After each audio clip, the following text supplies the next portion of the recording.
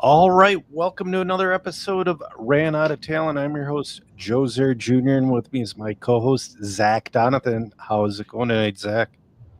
It's going pretty good actually. How about yourself, Joe? Yeah, it's going all right. You know, spent the weekend in Chicago with the wife with no kids. Had a good time. Kind of hard getting going today with everything, but that's to be expected. So, um, sorry, I was slow at sharing like That's what normal. I was doing. Yeah. Um, Before we get going into the episode, we are brought to you today by Dollar Hobbies. Dollar Hobbies started in 2002. Dollar Hobbies is the largest seller of Traxxas products on Amazon. They have a freshly revamped website that Jeff worked his rear end on, and it's ran by experienced RC racers, crawlers, and bashers. There are over 13,000 products available at dollarhobbies.com. Over 130 brands carried. Nobody in the US beats our prices. They will price match. Free shipping in the lower 48 with orders over $49. Most orders will ship on the same day within business hours and reason. They always run coupons and promotion at dollar hobbies with a z.com/deals. They have a indoor carpet track, which is awesome for on road, and they have a different carpet that they run on for off road. That's fantastic. They have rental cars available. Birthday parties and corporate events. Private events begin at $249. They have a skilled staff to help with repairs and get started. And from now until August 31st, if you type in Joe Jr., you'll get 10% off all products at checkout. And at checkout until August 31st, if you type in DRC, you get 15% off all Donathan RC products. So, yeah, I am, like I said, I'm still really excited to be working with Dollar Hobbies. It's a place where I race, where I've gone, spent a lot of money there myself. So, I oh, I have not. The site looks great. I support my local shops. And right. as nice as Jeff is, I just he's not my local shop. Yeah. Ron Hawk checking in. How's it going, Ron? Yeah, did you do any racing this weekend? I did not. I hung out with my family. They came down from Michigan. Okay. We let's see, they came down Friday night late.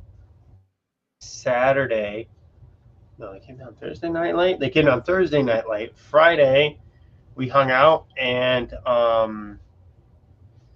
then Saturday morning we went to the there's like the science museum in downtown. Okay. We did that. Oh, Friday we went to the Louisville Zoo. That was Mm-hmm. cool.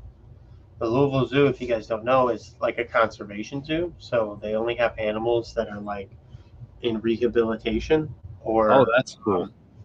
they're like fostering. So like our the gorillas there are really caring, I guess. So they foster a lot of like baby gorillas.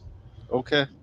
And then we have a couple bald eagles, oops, that they got injured in the wild, and so they can't fly anymore.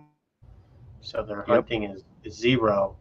So we've got like stuff like that, which is kind of cool. Yeah, definitely. That is cool. Yeah, like I said, the wife and I went to Chicago last weekend. We did all the touristy stuff, and it was a lot of fun. You Did know, you go so to the Museum of Science and Industry, or what did you do there? no, we went to the Institute of Art. That was a museum we went to.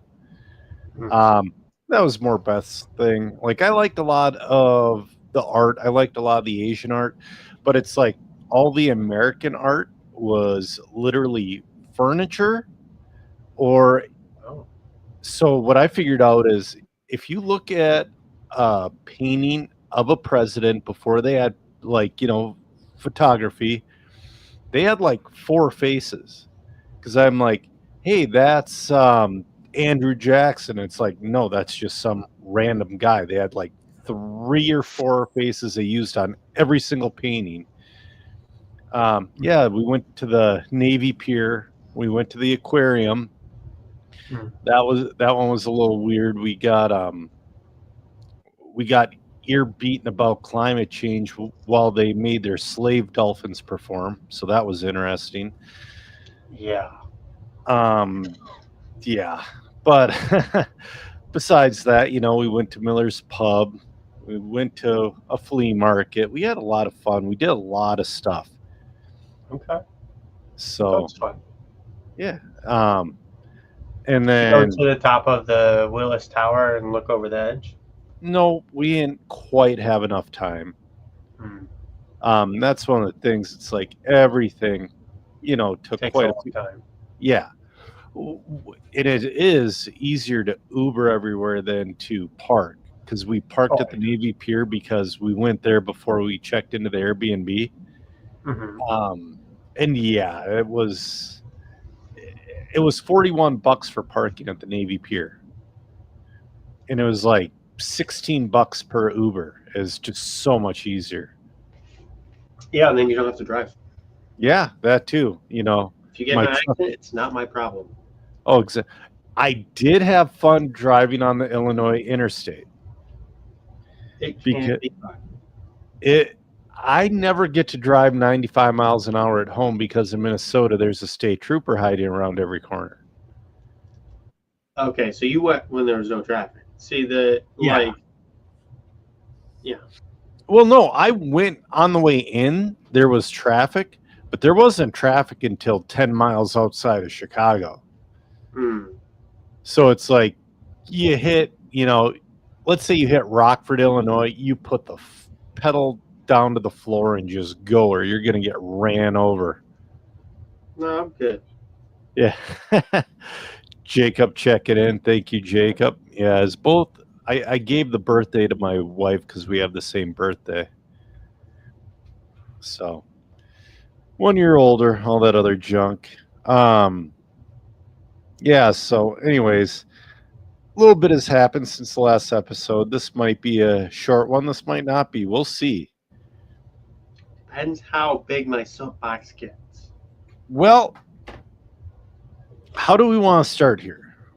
Because Infiniti came out with a new touring car. Let me change that statement to correct. New, disappointing. Yeah. No, it really is. Hold on. New. Yeah, new. I wonder if they were in that situation where they had to. Who? The owner's got a ton of money. What is he like? And also, they have Francesco and Bruno there designing the touring car. Like, what? Like, I'm glad they took their car that was not competitive on most surfaces and made it competitive via 2 years ago. Yeah, well, go ahead. I was going to say, I'm trying to look up their Facebook page because their website doesn't have the pictures up. Sorry. More? I sent you the link. Yeah, you did. But I don't have Messenger open because it just sits in beeps. Anyway, just go to. I got Red RC up. I got Red RC up. Well, we can just go to X-Ray's website and go to the 24 car. I'll tell you what's different. Okay, hold on here. So we're going to go to share screen. One of these days, I'm going to make Joe 3 be my producer. All right. Allow. All right. On the screen right now is the Infiniti IF14 110 scale. Special. Yeah. Well, I kind of wonder if they were in a spot to where they kind of had to copy something that was already out there.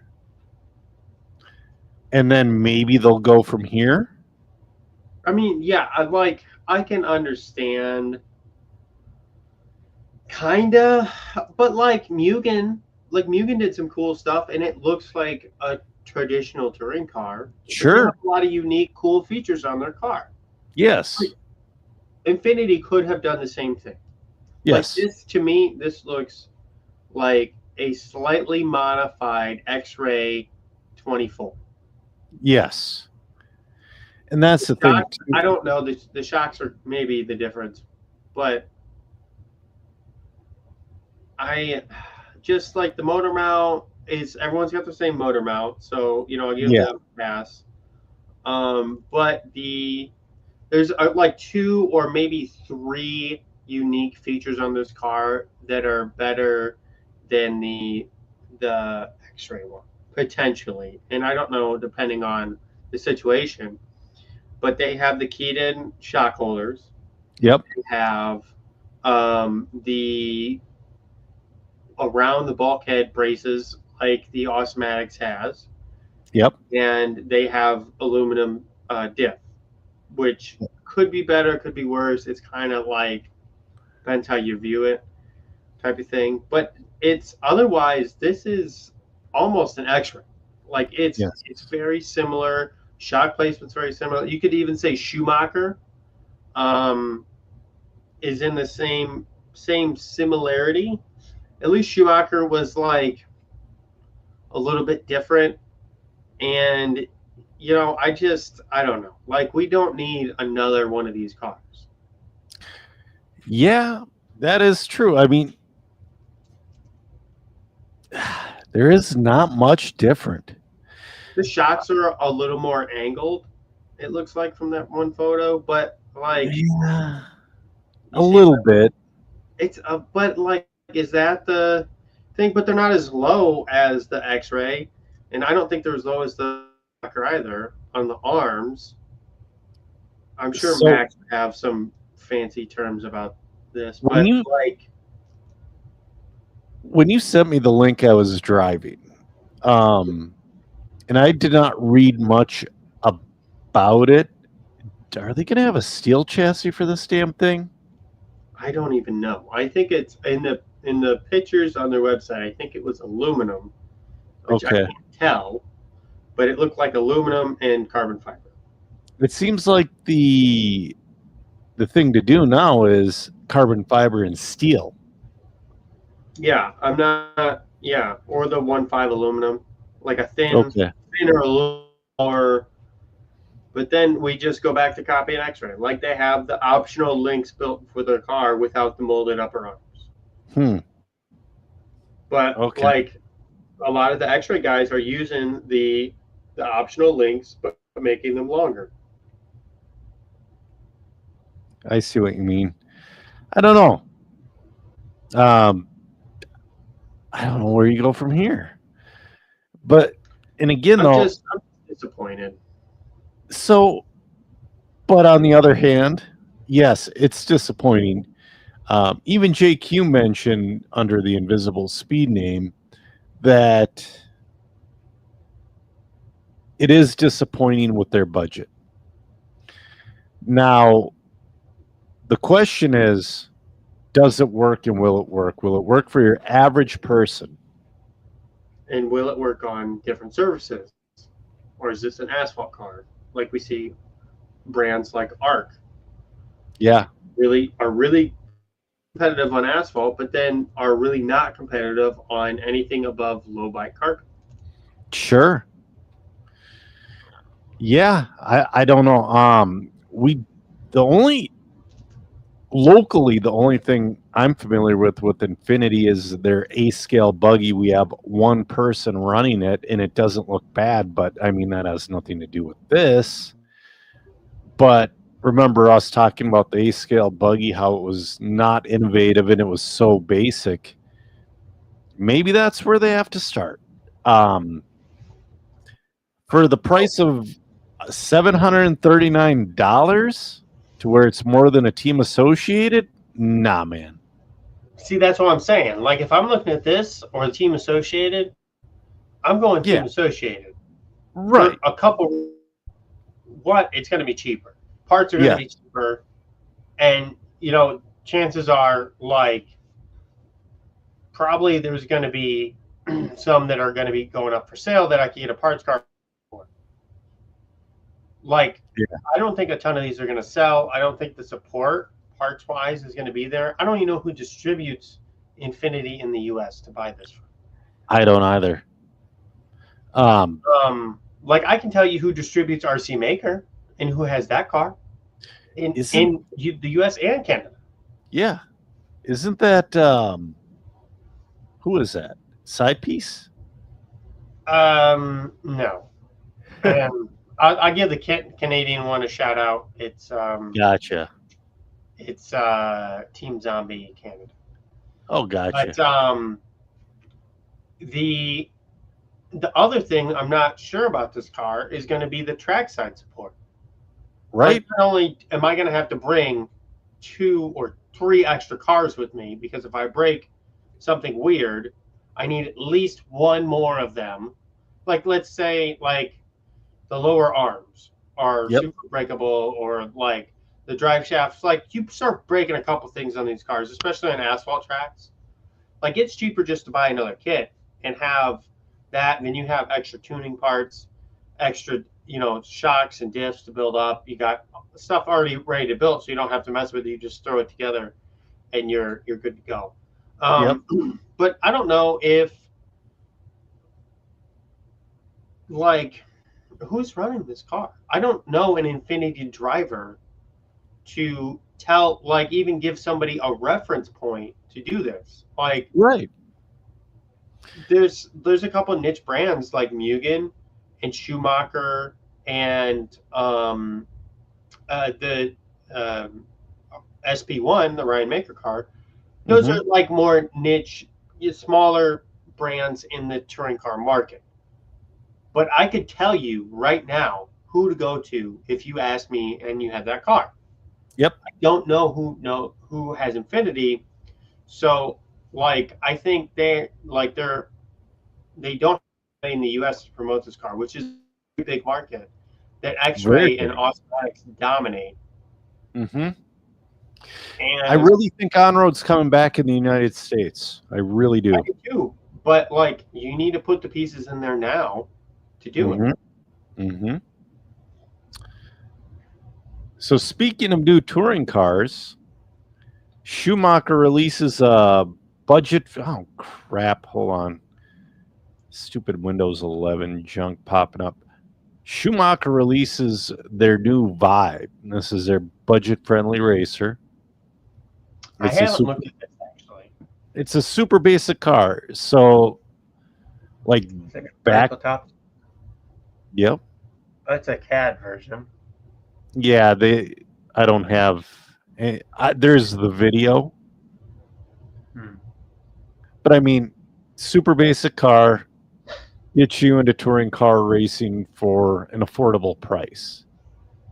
What I assume would be affordable. It looks nothing fancy, huh?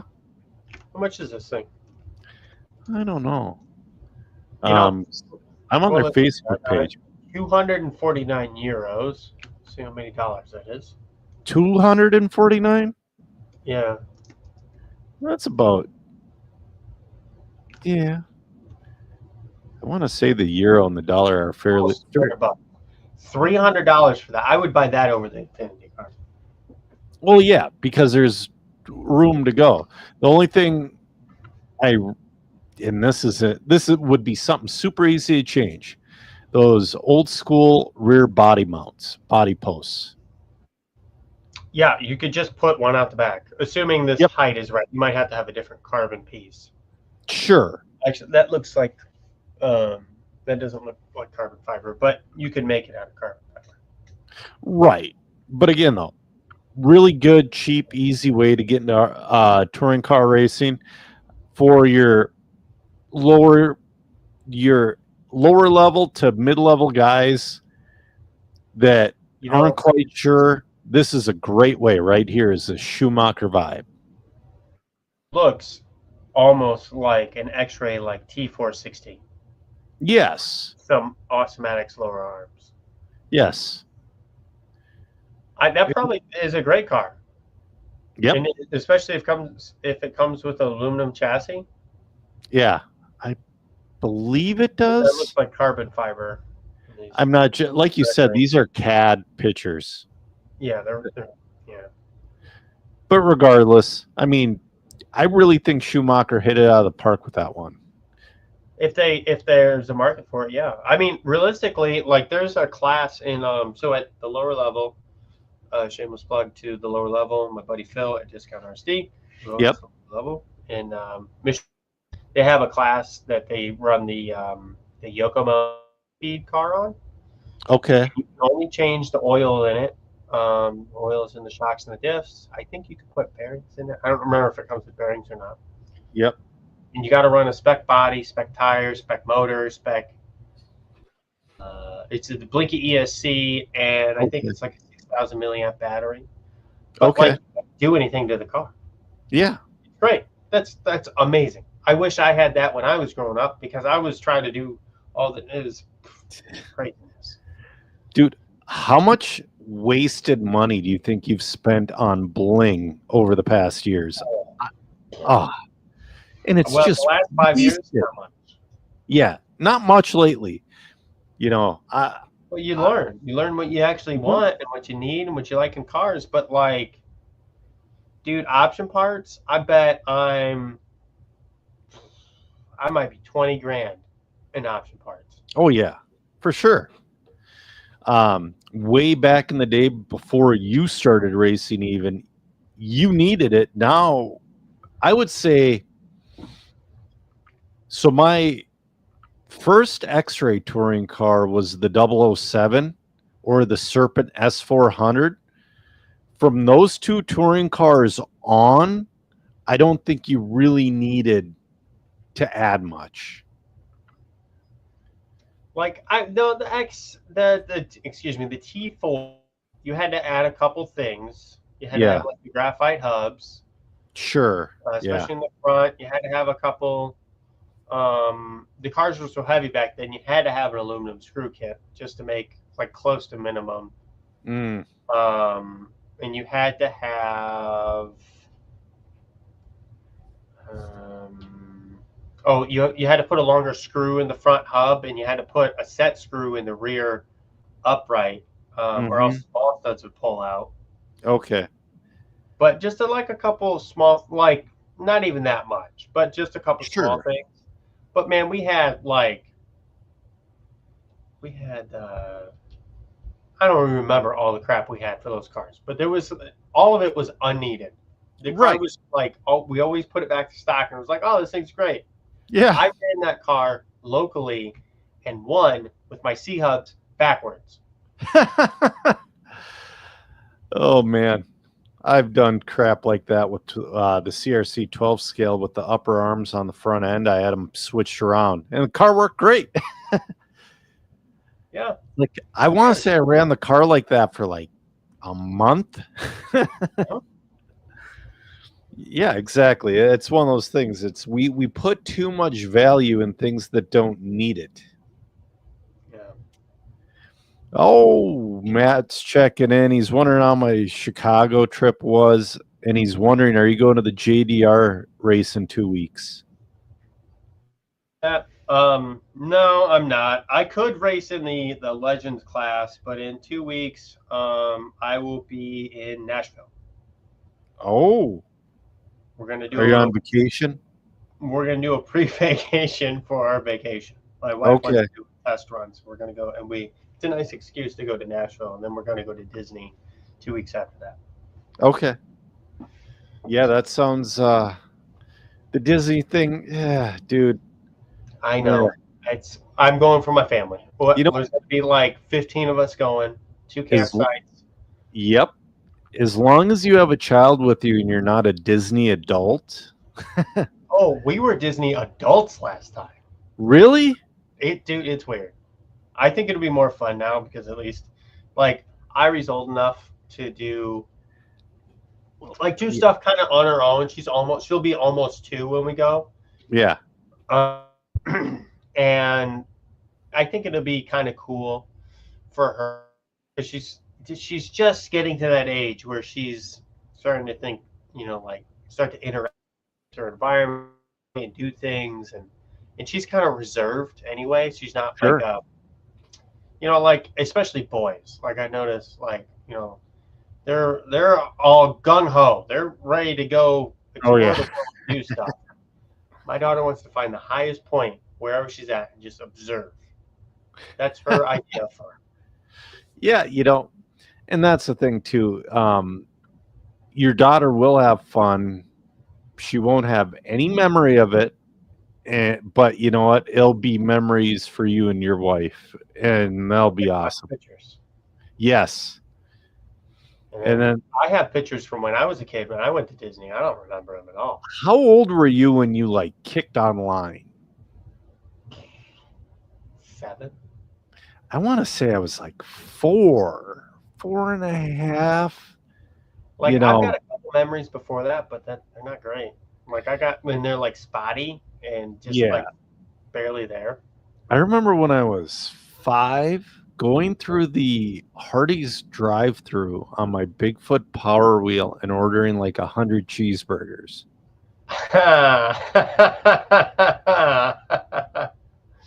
That's great.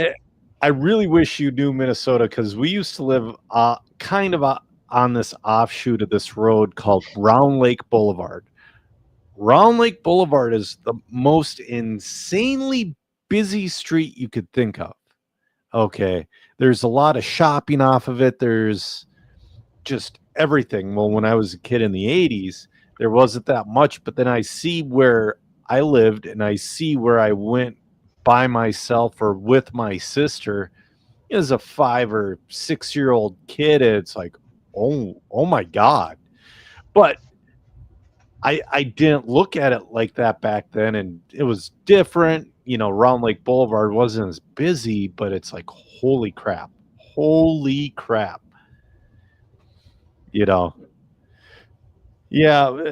that's the thing too. It's like, what? I mean, we did fun stuff with our kids, but we didn't really start spending the cash until they could remember it. Well, we were going either way. Her family's a big Disney, so it's kind of, Yeah, I know what you mean. Yeah, and like I said, Chicago trip. The wife heard a shooting Sunday morning at 2:30. We're probably 3 blocks away from the shit. Like when our Uber driver brought us back to the Airbnb, she's like, "What?" I'm like, "Oh, it's an awesome Airbnb," and she's like, "Okay." Yeah, I don't know. I grew up a lot of that stuff, so it's kind of like I was never in it, or like really around it, but it was always like you could hear some stuff going down. Right. You should hear it, but be a safe distance. Well, I mean, and that's about. But well, no, you should know it exists. You should know to. Yeah, but like in your home, I feel like maybe you shouldn't be like you hear your neighbors practicing. Maybe you should. Sorry, you broke up. You should hear your neighbors practicing what? Yeah, practicing like shoot. Oh yeah, and stuff. That would be like ideal for me now. Sure. Yeah. Yeah.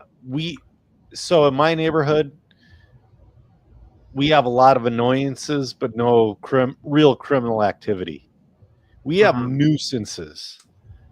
Like we got this kid, not a kid. He owns a house. He's like down 2 houses and over one.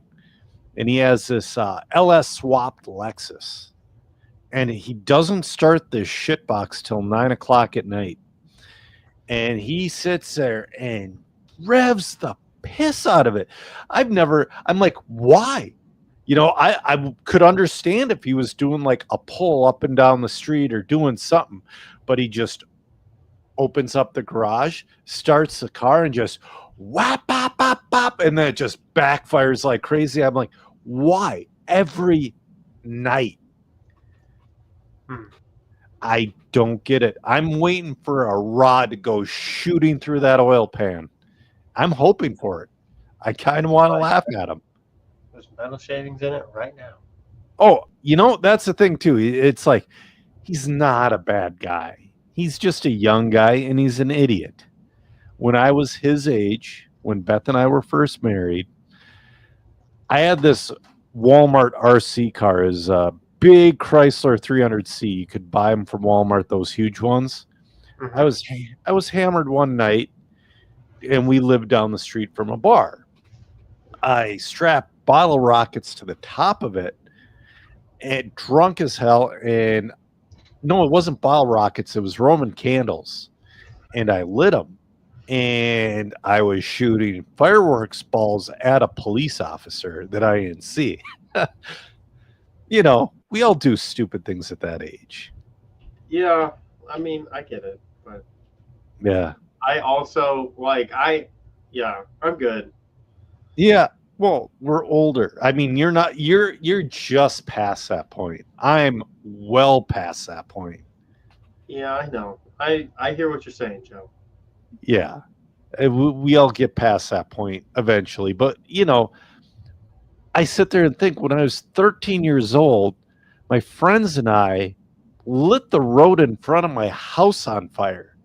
I don't know why. There's a fire. There was a firefighter that lived across the street from me that would have kicked my ass if he saw what we were doing.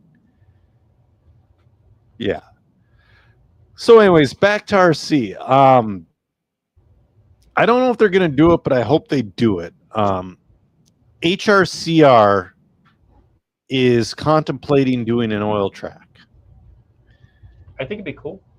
I think it would be good. I think it would be good for the American tracks. It's you keep the dust down. You keep all that shit out of your car.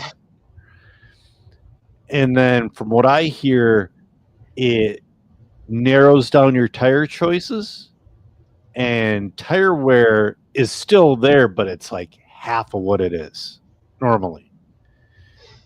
And if you have weather, the water, wicks off.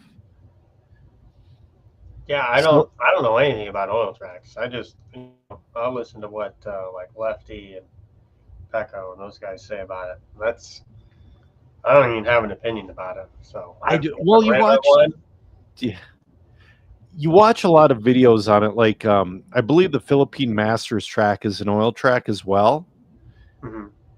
And it's just awesome. And you're going to get, like I said, whenever there's change, you're going to get opposition. Some of it is valid. It is kind of fun running on a rutted out blown track.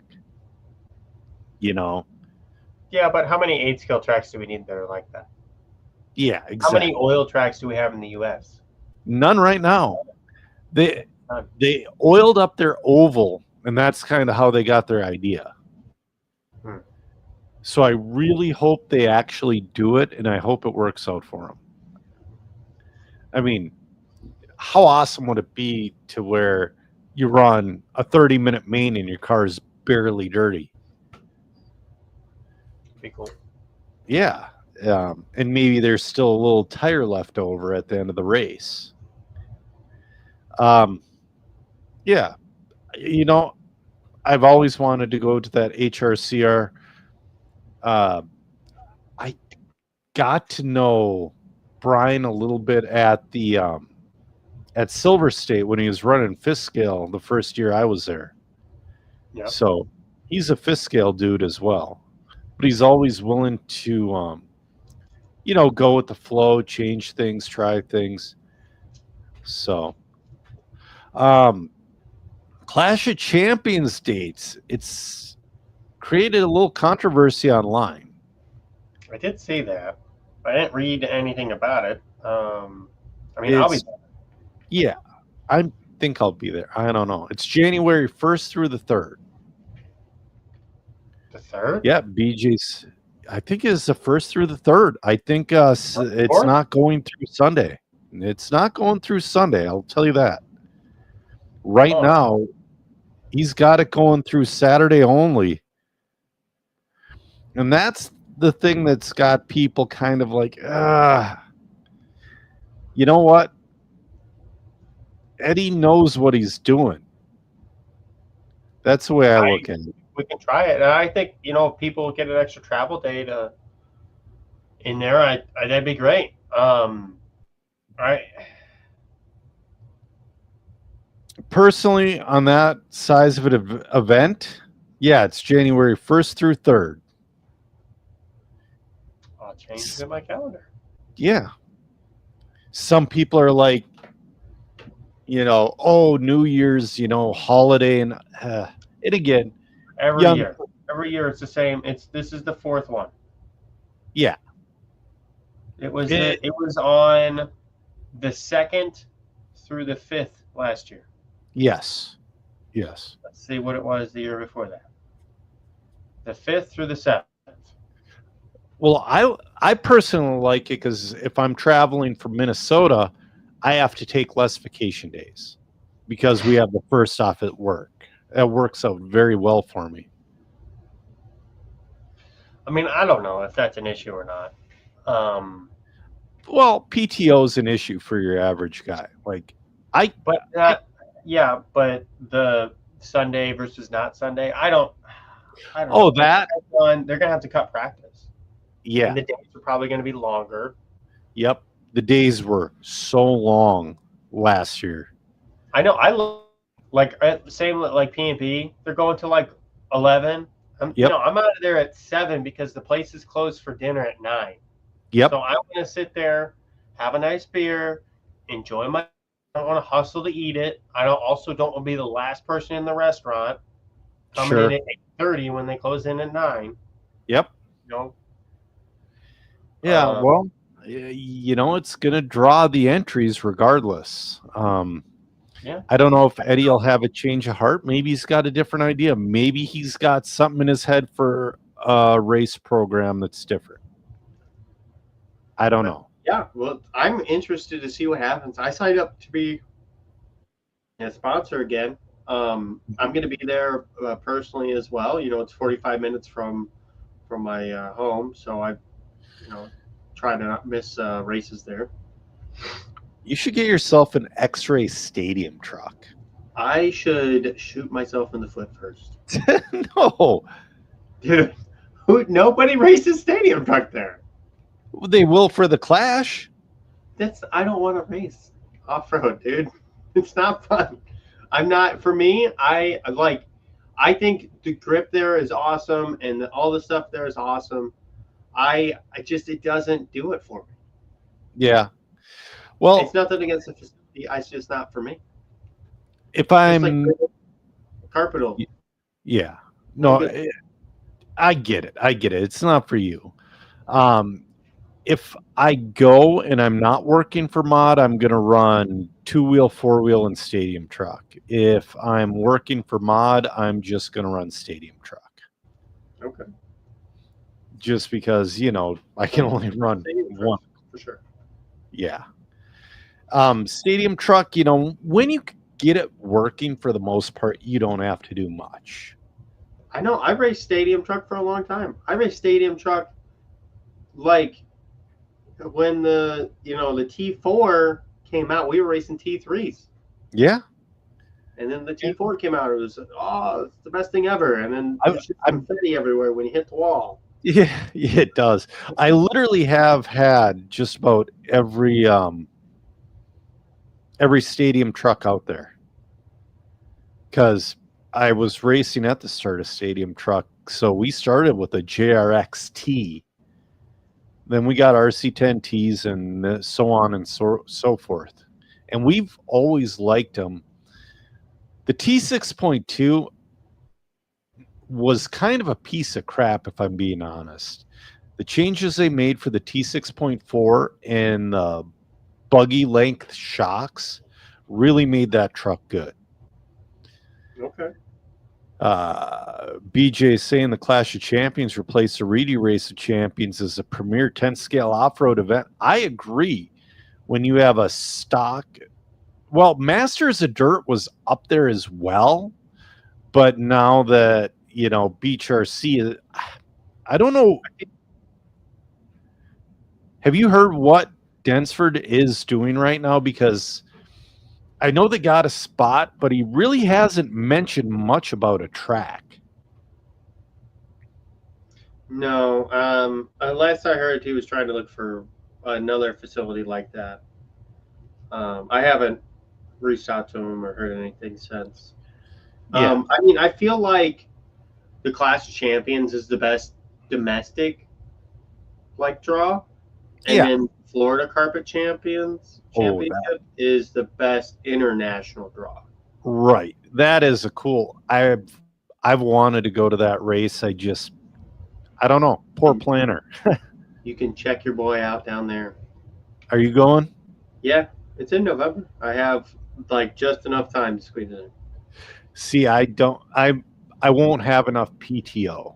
So yeah, I'm excited. Well, there are potential gigs that aren't the Florida Championships that I might be getting.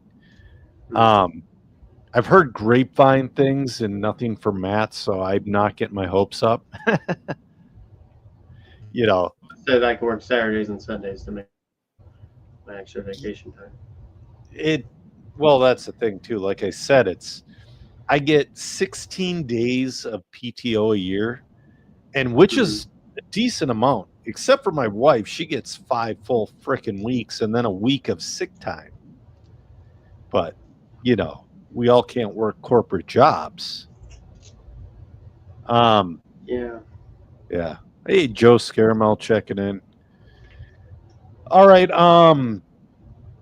So I have this on the list, and it's more of a Mayako and Nate Sutherland connection. I thought you might be involved because we've noticed the Mayako section on your webpage. Right. Yeah. So Nate. So I was talking to Tony Scarcella. Yep. And Nate is officially a Mayako driver, which is pretty cool. He ran it at the Nationals, I believe. Yeah, he made the semis. Yeah, he did. I mean, I don't know that he has raced 8 scale before that. I think he did a bit at the Hobbyplex. So okay, so he's got a little under breath. Little bit. But I mean, that's a pretty good. You there? Oh no. Oh no. Crap. Zach's gone. Or I'm gone. Can you guys hear me at all? Yeah, I have to drop out at least once an episode. There we go. Okay, sorry about that. Yeah, so the DRC did partner to have some member product that is exclusive to them. Kind of is a nice, cool thing. So yeah, Tony sends all the drivers to me, and they make an account and they get a special deal we worked out. Cool. Yeah, it's kind of a nice thing, and I don't know. I've known Tony for 4 years now, maybe 3-4 years, and he's a super nice guy. He's cool to chat to. I talked to him a lot this year at PNB, along with the other Mayako guys. I met Cade there for the first time from Roach RC. Yep. I met a couple other pretty cool guys there as well. They're yeah, it was an interesting crew rather than just the standard faces. It was some new people that they brought in that were pretty talented, younger individuals, and then they have the youth program to go along with it. So I think they're doing some cool things. Yeah. I tell you what, them going with their suspension, what they've been doing with that car, it has been pretty darn cool. Did you see the newest one with like the lay down shock towers or the lay down Yes. shock? Yes.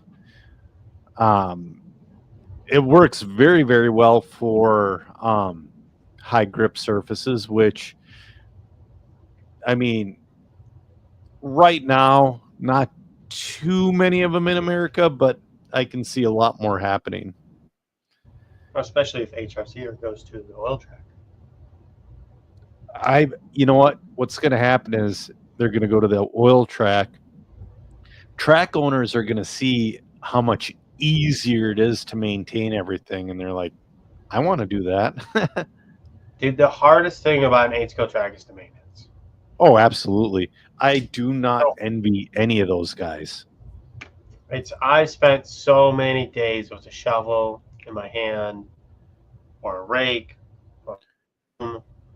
or whatever, like the little, thing, and then we had a roller and just dude. And then it rains and wrecks it all. Yeah, and then you gotta dig little holes on the side of the pipes to get the water out because you thought you did it right, but oh, here's one lane you messed up. Yep. Oh, Joe's saying he ran the S&S mono brake system this week for the first time. It's pretty awesome. So that's the Sean Van Dalen one brake thing on the A scale instead of the front and rear. I've been hearing good things about that. Yeah. Doug Reek checking in. Sorry. I don't know anything about it. I mean, I know about it, but I don't know. It sounds good. I like the idea. People have been running it. It's been working well. It gives you more of a consistent braking feeling from what I understand. Mm-hmm. So we got a couple more things. We have Factory Extreme and Mach 1 merging. And before they merged, I knew Mach 1 was Chicky's company, but I don't know really what any of them. So what it seems like, and we were talking about it seems like two smaller brands joining to make more of a solid company. So I think this is a great move by both of them. Factory Extreme's been around longer than Mach 1. It seemed like Mach 1 was kind of founded. I don't know if it's exactly founded by Chicky, but he's definitely the U.S. distributor. I don't know where they're from or any of that. But it's been maybe 2 or 3 years. I can't exactly remember. For them, I remember seeing Factory Extreme before that. I wanted to say somewhere in Michigan I saw them. Okay. And I just kind of I see them every once in a while because their batteries have like a weird label, but like an exotic label compared to other brands. It's like a blue and a yellow. Yep. It stands out. And so I think it's really great that they're doing this, because the problem with a lot of these companies, because like what Mach 1 brought in was, I believe, tools, servos, batteries, and something else. I don't remember. Some other accessory was like their major thing. And then Factory Extreme, as far as my knowledge, was just batteries. And so I think we're going to see a lot of these littler brands, not that like either of them couldn't survive on their own, or like they're not bigger than DRC or whatever, just as a perspective, like compared to a Reedy or a Gens Ace or some like a big, like batteries maybe are their main source of revenue. Sure. That it would make sense to partner, because you guys are both like trying to fight for the same piece of pie. So like, work together to make it better. I don't know who acquired what. It kind of seems like Mach 1 acquired Factory Extreme. Yep. I mean, that's kind of what it looks like. It's hard to say. maybe it's a legit partnership. Yeah.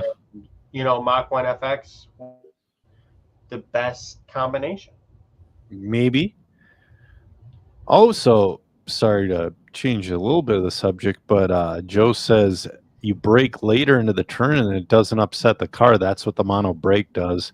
Matt Kronig is saying he places DRC order at Dollar Hobbies this weekend, and he ordered the Battery Wizard. Dude, bring that to the parking lot race on Sunday. I want to take a look at it. We're parking lot racing on Sunday in my hometown. Nice. Yeah, it's going to be a lot of fun. Well, Matt, there's going to be some videos coming up, if I can transition, if you don't mind. Yes, what's new at DRC? Then we'll get into the final notes after. So, what's new? Well, we have a lot of new things at DRC, but what's new this week? Yeah. Is I spent a lot of time last week making videos using the Battery Wizard as a tool. If you guys don't know, the Battery Wizard is a performance measuring device for your battery. It's super highly calibrated, replicable, unlike, not to disparage any brands, but other chargers and discharging things on the market that are not, like you can get two that are not the same. Right. And you and your buddy are trying to compare notes, and like what he's saying and what you're saying don't matter. So yeah, so this tool, you can compare it. What it's really good for is knowing if you have a good battery or a bad battery, or when it's time to retire a battery.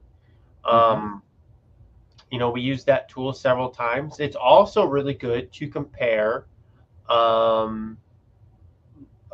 different batteries as well. So let's say you have several batteries from different manufacturers and you want to know, like, well, which one's my best battery? Sure. So we've been doing a lot of testing behind the scenes. So I work a lot with WMH Racing, who makes the Battery Wizard. I distribute their product as well. Big fan of their product. It works very well. I've been using it for over 2 years now, maybe closer to 3 with the prototypes.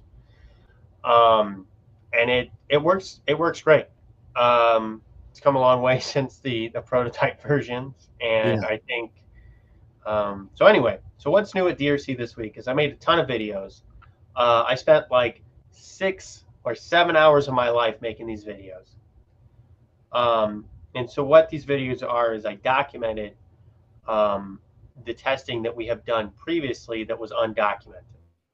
So when I say the data says this or the data says that, it's not just making hearsay claims. It's like what I've observed, or what WMH Racing or like Matty Gonzalez has observed with the Battery Wizard, to name a few, like people who use it. And so we compare our notes, we look at what's going on, we compare our tests, because you can test differently and do different things like that. And so if you're trying to do like an apples to apples test, then you know you guys don't have to be discharging at the same rate. You got to be, you know, what temperature you're starting at, what the voltage you're starting at, all these fun things. So I made a video. It's kind of so I had to make a bunch of small videos because my phone times out. Sure. Between and make a 7-hour video, because that's ridiculous. You watching a 7-hour video. Also, I don't even know if I can. Some people do. Well, come on. That's so I end up pausing my phone and that time down, and then so I had to stitch these videos together. So it's being a giant pain in the butt. Okay. So it's it'll be about an hour and a half long, I think, from front to end. But it's 5 cycles that we did in this video. As a reaction to the Team EAM post. And so if you guys didn't post, they compared heating versus discharging. Right. In my opinion, they did it incorrectly, mainly because they compared first cycle versus second cycle numbers. You can't do that.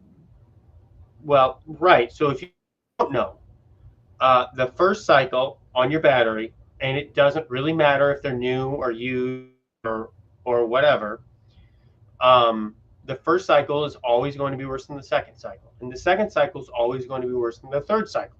Mm-hmm. Now, depending on how good your battery is depending on these cycles you get. Generally, and if you do the same test the same way, we've seen cycle 3 through 5 for most batteries has been very, very similar if we do the test the same way.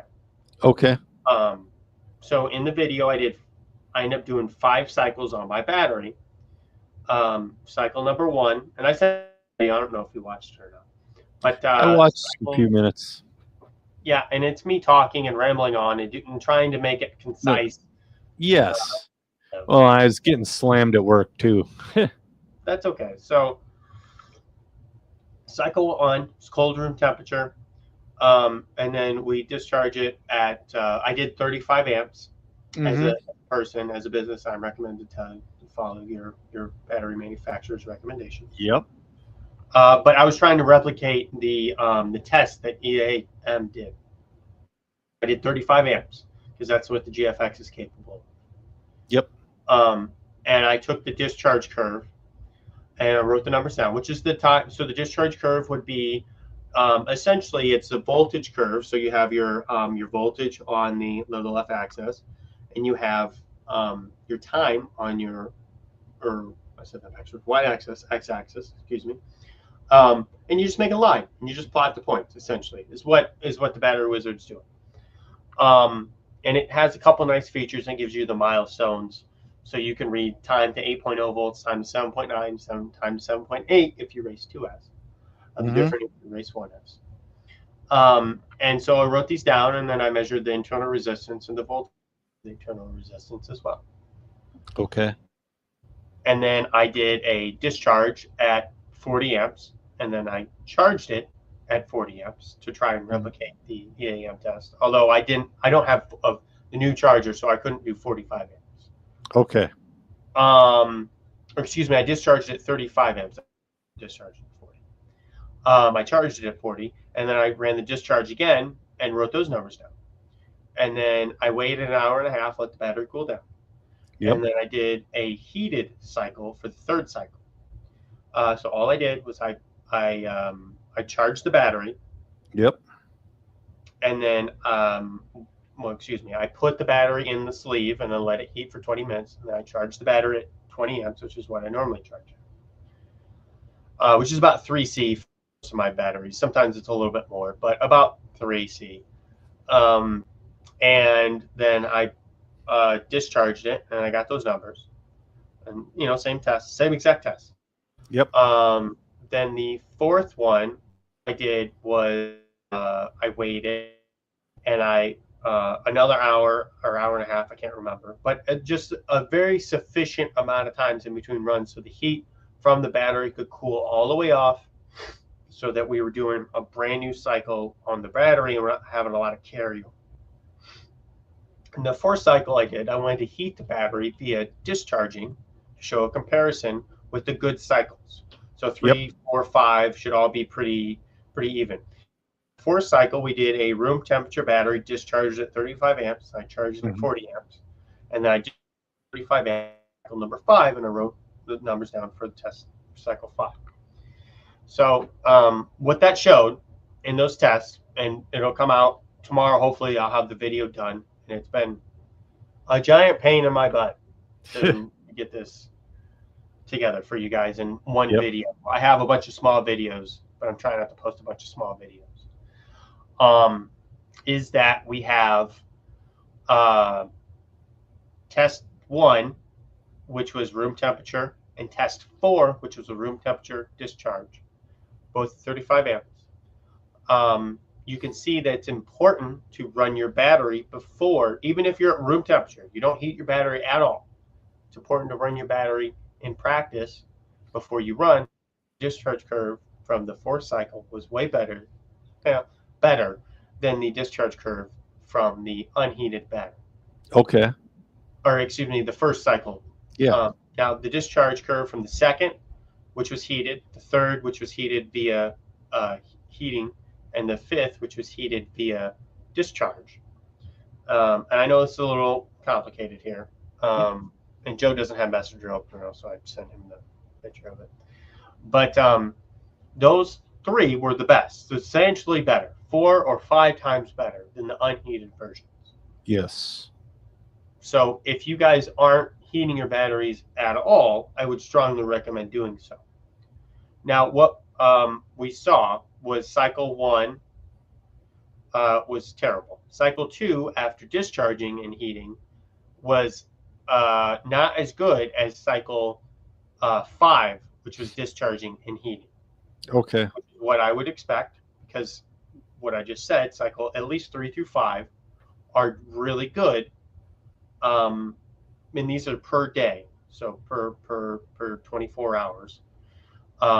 3 through 5 will always be, not always, but if your battery's not terrible, will always be better than cycle 1 and 2. Sure. And then, so cycle 2 is worse than cycle 5, both heated via discharge.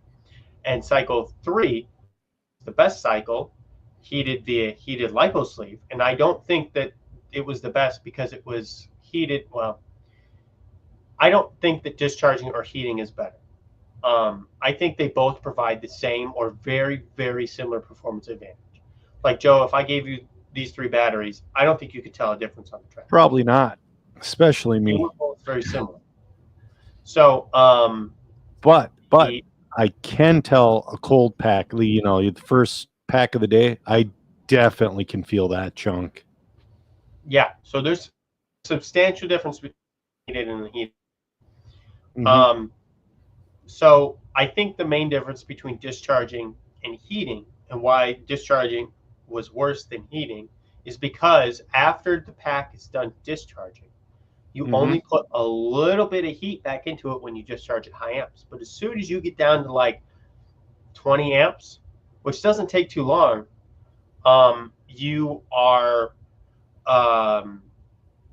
you don't put any more heat into the battery. So the battery comes off the charger to do these tests, and it's like 98 degrees maybe. Whereas it's done heating after that, and it was like 105 degrees. So I had to let the battery, so I ran it as soon as I could with the 98, but I doing an apples to apples test, I wasn't heating it after it was done. I did let the heated one come down to 100 degrees, even though it would have been better at 105. Yep. So anyway, all that's to say is, if you're going to discharge to heat your batteries, one, know that a battery gets worse the more you cycle it, and we go over that in the videos too. Yep. And we show a comparison, like cycle 25 on my battery compared to the second cycle we had. And most of those cycles were Mod TC. The others were on my setup. And so know that. And then as soon as you're done discharging, more or less, you're done heating the battery. So if you discharge that battery and you get your timing off, then that's it. That's all the heat you get in your battery. So I want to do, and I did a second video showing how to properly test your batteries so that you can get replicable results. Okay. So that you compare the same cycles. And another thing that we found is that you can't compare the first cycle of the day, because the first cycle of the day could be, depending on the battery and how new or old it is, it could be wildly different. So always recommend at least the second cycle. So if you compare second cycle to second cycle, you can't compare first cycle to second cycle to third cycle, because all those 3 are going to be different. You may be able to compare third cycle to fourth cycle to fifth cycle, depending on how you get there. Okay. That you get there. So that's a whole bunch of mumbo jumbo, but know that like there's differences, and there's differences for a reason. Yes. So I want to do a third video with discharging versus heating, but I want to heat the battery with the heated lipo sleeve after it comes down to 100 degrees to keep the heat in the battery. Okay. So let's say Joe, that you want to heat your battery via discharging, and you want to play it safe, so you give yourself an extra 5 minutes on the timing. So Yep. Let's say it takes 25 minutes to fully cycle and then charge your battery up. Yep. Now the benefits of the heated LiPo sleeve is, one, you don't have to charge your battery high amps anymore. You can charge it whatever you want. Because as soon as your battery comes down, you could realistically, if you discharge your battery at 25, 30, 40 amps, whatever you want to do, you can put it in the heated LiPo sleeve on the low setting, and then it's going to keep that heat in there until you're ready to go out onto the track. And so you don't have to time it out anymore to be perfect. And there's a race delay, a driver's minute, whatever, it doesn't matter. Just leave it in there another. It's not gonna, a minute, 5 minutes, 10 minutes, it's not gonna hurt the battery. So you lose the detriment of high amp charging. And then you don't have to time it perfectly anymore, and you're going to get the same exact benefit as heating if that's the method you want to choose. But then you don't get the detriment of discharging and losing that heat afterwards. Now you still lose the cycles and you still lose the battery life. I can't fix that problem. Yeah. The other downside is you do have to take it out of your car if you want to heat it afterwards. Sure. I can't fix that one either. Yeah. A couple questions for you. Joe asks, what are your go-to charge amps and discharge rates currently? So again, as a business, I'm required to tell you to follow your battery manufacturer's recommendations.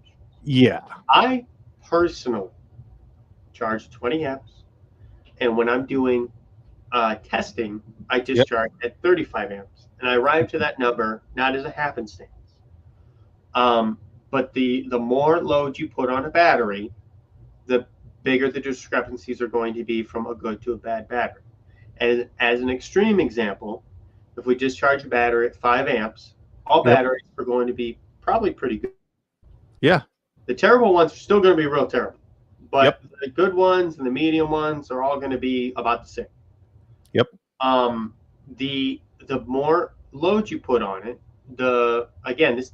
I'm not saying this because I just pulled this 35 amps out of my head.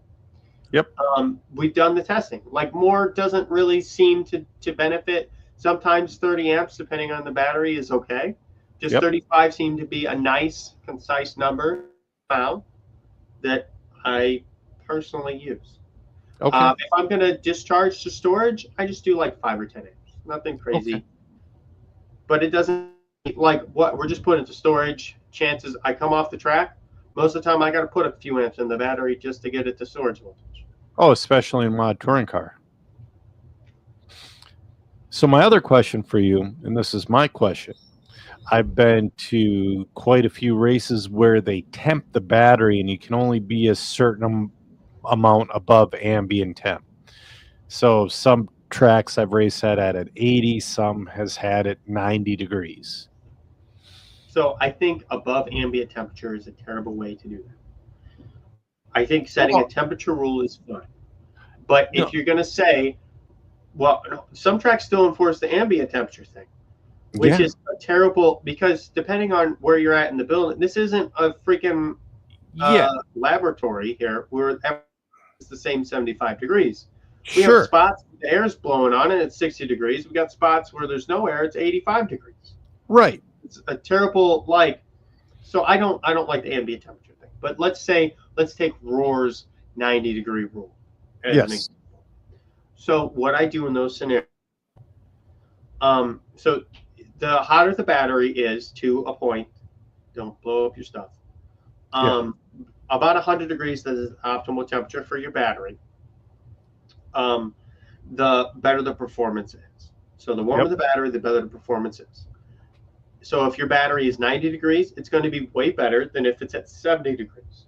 Sure. Especially if you're coming down from that 105 where you have it in the heated LiPo sleeve to 90. It's going to be way better because the inside of the battery is going to be way warmer than the outside of the battery. And for situations like that, the top guys are going to be playing the battery game still. They're going to be going to their pits, taking the battery off at 100, 105 degrees. They know how long it takes for them to get through tech. They're going to add a minute to whatever that time is for it to get your battery down to 90 degrees. So you got a little buffer there. Mm-hmm. And then you go to tech, 89, 88 degrees, whatever. And then that's what it is. But that's still going to be way better than the battery that has nothing. Right. Okay. Now, I cannot remember this. What is the lowest temperature setting on the heated lipo sleeve? So it's going to depend on a few things. But it's approximately 90 degrees. Okay. And on the ambient temperature, yep, on the number of cells, it's going to depend on the external forces, i.e., is there wind? Do you have a hot charger blowing on it? Are you huffing Sharpie over it? What are you doing around that battery, as well as heating it? It's going to depend on the milliamp, how many batteries are in there, as well as how long it's been in there. Because the case of the battery will reach, in my second video, I showed the case of the battery reaches 105 degrees on the middle setting of the heated lipo sleeve, which is about 100, in 10 minutes. Yeah. And then I continued to test it. So the easy way to do this is you put the battery in the heated lipo sleeve, and then you test the IR every 5 minutes, and you watch it come down until my battery was about 30 minutes. It was heat soaked. Now, some batteries, the larger the battery, depending on the composition and a variety of other things, it might take longer. If your ambient temperature is lower, it's going to take longer. If you have a wind blowing on your battery, it's going to take longer. Right. If you have hot air blowing in your battery, it's going to take less time. Sure. Okay. All right. Yeah, man, that was an awesome deal. Your explanations about everything, and we're looking forward to seeing those videos. Tried to have them ready. They're just, it's not done. So Matt, so what I do and what I recommend for the heated lipo sleeve, and there's other brands out there, and I don't know what they do. I don't know, and I'm sorry I cannot help you. I would recommend going to talk to that manufacturer about their products. But what I recommend with our product is you turn it on. Generally, I use the middle setting on my personal batteries. If you don't know, start on the low setting, and then you're gonna have to temp your batteries, and especially with ambient and like all the things I just explained, you might have to bump it up. It might be perfect, but if it's less than 90 degrees out, my battery is going in the heated lipo sleeve. Right. Because the discharge curve on that is substantially better. Now, if it's 90 degrees outside, there's no point in heating your battery. For my use, and maybe there is, but like I've got all the power in the world, I'm worried about the discharge curve and the fade of the batteries more so than anything else. But so what I do, and what I recommend, and what's printed on the cards that come with the heated lipo, is that you put the battery in there. Actually, I don't think it's printed on there, but it's on the information and frequently asked questions, because there's too much information to put on that card. So what I do is I leave it. So I leave the heated lipo sleeve on, middle setting. I put the battery in there 20 minutes before I charge. I charge at about 3C, and while it's in there, while it's on, don't take it out or anything like that, because again, as soon as you take it out of there, it stops heating. Yep. We just discussed that it takes at least 30 minutes for your battery to be heat soaked, which means the optimal amount of heat has penetrated your battery. Okay. And so you do that, and I recommend not leaving them in there for very long, like an hour, hour and a half total.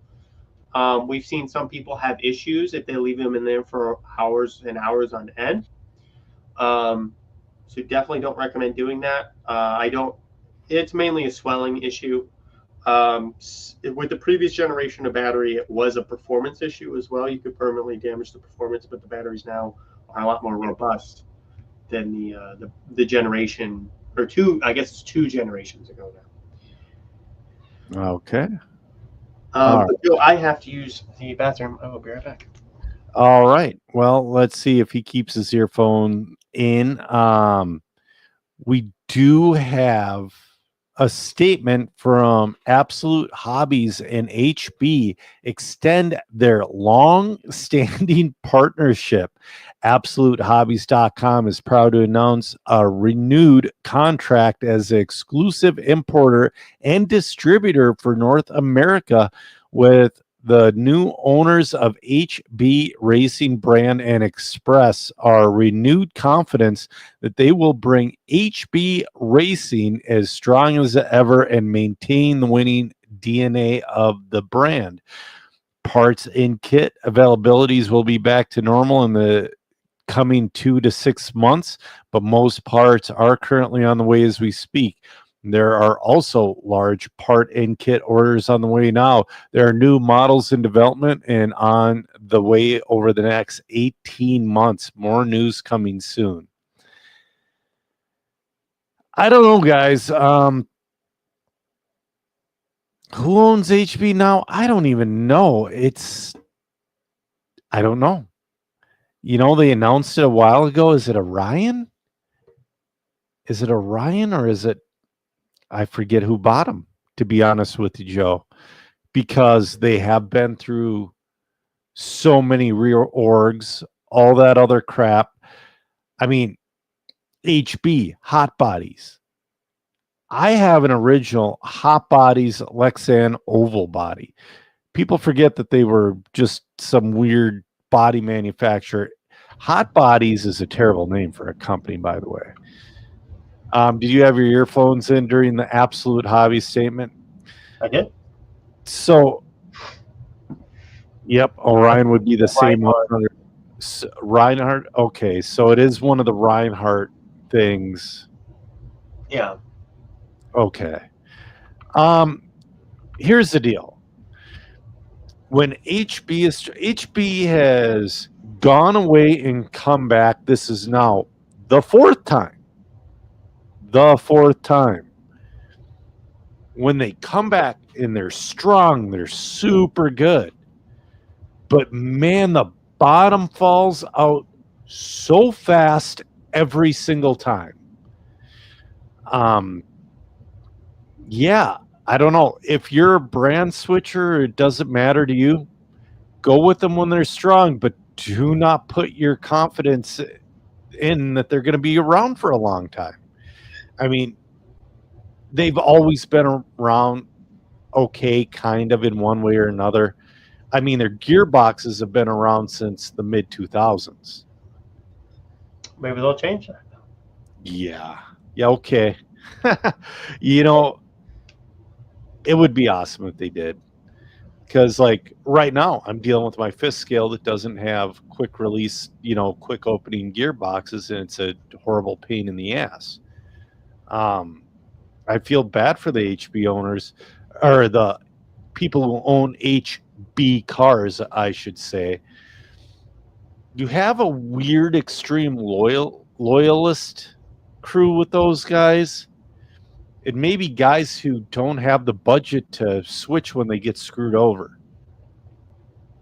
So, yeah, Joe makes a point. He says, hard to digest. The top U.S. driver is getting short end of the stick. That's right. You can never forget. They shorted just about every.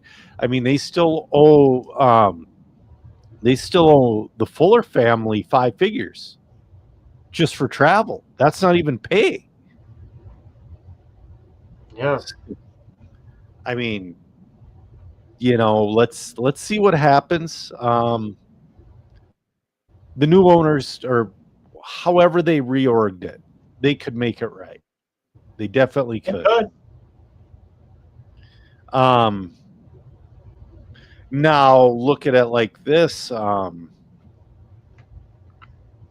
like LRP. We both listened to that No Name podcast with the owner's son of LRP. LRP reorged, or they went away, reorged under the same ownership, and they're back now. I don't know if they're strong, but I'll tell you what, after listening to that podcast, I want to try their stuff again.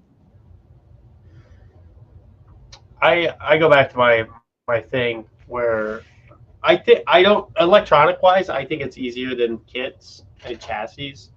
Yeah, but they're working on that as well. Yeah, but what I mean is, like the Infinity car, I don't know anybody who's going to run, and like that's going to be a huge problem because I go to different tracks and like I need part support and I need like setup help sometimes because I'm not amazing. With electronics, like there's not that many settings. And like you can play with them and get them pretty close, and you don't have to have like that help, but you have to have that track time to mess with them to get them right. Sure. So I feel like that's not as hard of a sell, and especially if they come in at a competitive price point. Like right now, it seems like Hobbywings got the lock on a lot of it, and for speed controllers. Yes. You have some people running Tekin stuff still. Some running Reedy, some running, there's a lot of brands out there, but the Hobbywings the dominant force. For ESCs for sure. Motor wise, they're stepping up. For a while, before Trinity went under, it was sold. The name's alive, the spirit's dead. Yeah.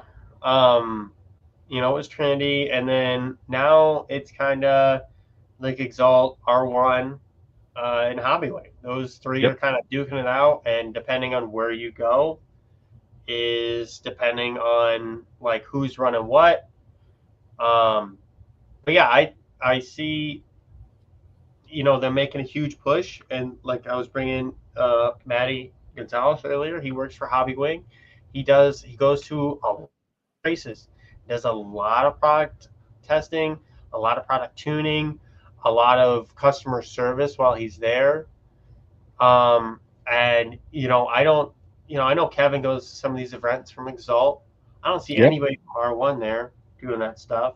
So that's a huge benefit. Like if I were to get back in the stock game, and I know that Matty G was going to some of the events I was going to, even if I was going to like say 10 or 15 big events a year, and he was going to be at 3 or 4 of them, I would buy a Hobbywing just to go over there and be like, hey, Matty, you checked this out a couple months ago. I ran it again. Can you check it out?